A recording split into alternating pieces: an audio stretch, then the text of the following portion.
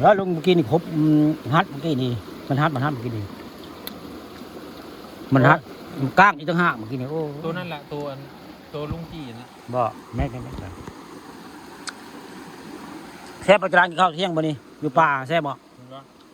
เดี๋ยวพี่น้องเด้อกินข้าวป่าเด้อมื้อนี้ผู้ค้าปลาทองคำผสมมื้อนี้พาส้มป่ามาป่าเดี๋ยวมากินข้าวในน้ำพุงบ้านนางได้ท่าตาเข็มมื้อนี้พาหลานชายมาตึกเฮพี่น้องว่ากินข้าวป่ามื้อนี้บรรยากาศก็เป็นพลานหินเนี่ยผู้น้ำไหลมื้อนี้น้ำแห้งน้ำพุงแห้งพี่น้องก็เลยพาหลานมากินข้าวเที่ยงพี่แล้วอยู่ภูบ้านนางพี่ได้นี่อันท่าตาเข้มห้วยข้ามบักเพลแล้วมื้อนี้นี่คือเป็นทางเทิงของน้ำพุงบ้านนางพี่น้อง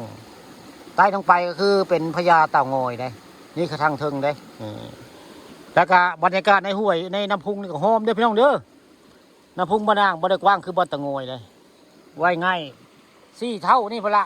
5 เท่าพอดีที่สังกิซ้ำน้ำพุงบ้านเต่างอยนอกตลาดความกว้างเนาะเป็นบ่ออันนี้มันหอมได้พี่น้องนี่อย่าเข้าใจว่ามันกว้างไหนน้ำพุงมันบ้านนางอยู่ทางเทิงของบ้านเต่างอยหรือว่าทางเทิงก็เป็นผู้ไหนอันบ้านคนดูก็บราซิลหรือว่าคำเพิ่มหรือว่าเคลื่อนน้ำพุงไว้ง่ายทางเทิงนี่ก็เป็นด้านล่างของอันเคลื่อนน้ำพุงละมงนี่มงผู้ค้านั่งกินข้าวไม่ผลกระตกพี่น้องได้กางห่มไม่ได้นี่กางห่มหรือว่าย่านไผ่มดพี่น้องในปิ้งปลาก็ได้นี่มื้อนี้ปิ้งปลากินข้าวแบบบ้านๆพี่น้องนี่แบบบ้านนอกบรรดาเขากินข้าวแบบธรรมชาติได้เซฟได้กินข้าวภูเขาพาพี่น้องนี่กินปลากับปลาน้ำไหลเซฟเด้อปลาน้ำไหลกับปลาน้ำนิ่งบ่คือกันนะพี่น้องเอ้ยผู้ค้าสิเว้าเรื่องกินข้าวกินปลาไว้ง่ายปลาน้ำไหลนี่มันเซฟกว่าน้ำนิ่งได้ต่างกันอยู่ได้มื้อนี้คนกระห้ำพี่น้องข้าวกระจานผู้วันนี้เนาะเขาจานกันเนาะนี่เนาะนี่เขาทราบว่าเป็นจานกันย้อนไปเลี้ยงควายลงน้ำแล้วข้าวจานอันนี้โมเมนต์พี่น้องมื้อนี้มาเต็งเฮแล้วผมต้องห้ำเข้าแล้วลืมเบิ้งเข้าเลยจานมื้อนี้นี่เดี๋ยวเบิ้งเขาว่าจานกันนี่เดี๋ยวเบิ้งเขาเชื่อว่าจานเสียงย้ำเดี๋ยวนี้เสียงได้เลยมั้งจานบ่เสียงบอกจานโก๊กยังว่าจานบ่มื้อนี้ผมผลทำมื้อข้าวจานพี่น้องข้าวจานก็กินคือเก่าแล้วบ่มีที่เหลือนี่ไข่ดูลุงได้ไข่มันบ่มีบ่ได้ปลากดใหญ่ตัวนึงพี่น้องมื้อนี้ทานกับปลาลังน้ำจ้ะปลาลังน้ำปลาพันธุ์มื้อมากินข้าวปลาภูบ้านนางมื้อนี้คนกระตกพี่น้องคนต้องแห้งอยู่ได้ในยอดถือห่มมานำมื้อนี้ผู้ถือห่มมานี่มานำก็เลยกั้งห่มยันไผ่มดธรรมชาติสร้างมาถ้าหินนี่ผู้ถ้ายามพลมาก้อนน้ำแห้งเนาะจานเนาะน้ำโตนดังท่านเนาะเอามาเนาะมามื้อนี้น้ำแห้งพี่น้องเอ้ยมื้อนี้มาถึงแหอยู่ท่าตาเข้มบ้านนางน้ำพุงบ้านนางมีน้ำแห้งได้มามื้อนี้ผู้แถวๆนี้ฮะน้ำไม้ไผ่ป่าลาได้จานนี่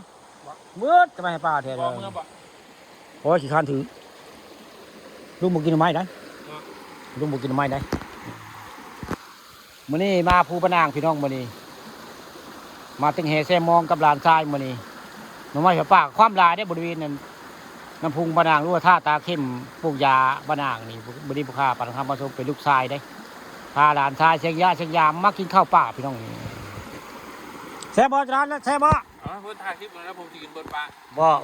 บ่กินเลยจะรักกินเลยคะแนนดานได้กินดอกลุงก็กินชันใดกับพ่ออยู่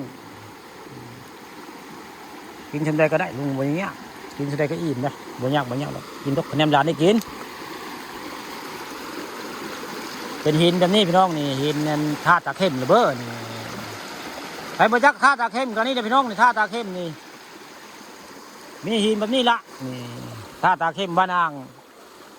ตำบลนาตาอำเภอตะงอยนี่คือท่าตาเข้มกันน้ำแห้งพี่น้องมื้อนี้น้ำแห้งเลยพาหลานชายมากินข้าวป่าตึกแห่แซมองไปใส่กัดมันจะเงาได้หลานชายบอกไปน้ำพี่น้องทำหลานชายไปน้ำคะแนนเพิ่นมีครูบาครูเว้า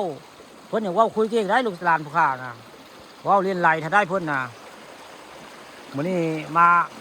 ผู้ว่าพากะบ่เงาย้อนหลานชายนี่ละมานำพี่น้องนี่ น้ำกับโป้คักให้ผู้น้ำไหลผู้เสียแต่น้ำคุณพี่น้องนี่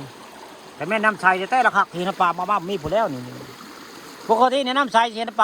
ลามามันมีพี่น้องมันนี่น้ำคุณได้โอกาสหน้าน้ำใสจากสิมาใหม่